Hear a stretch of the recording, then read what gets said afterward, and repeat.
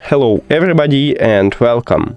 In this video I will show you how to make soft reset for your headphones Xiaomi Buds 2 Pro. You have to start by put your headphones to the charging case. Now close the case, and right here we should have not connected. Here we go, and now open it again.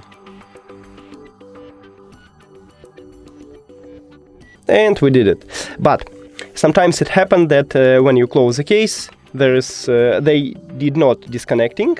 So just then click the information icon and click disconnect, or settings icon if you have Android. And to connect, just click on them. We did it also. That's it. Thank you for watching this video. If you found it helpful, please consider subscribing to the channel and leave the like on the video. It's really important to us. See you later.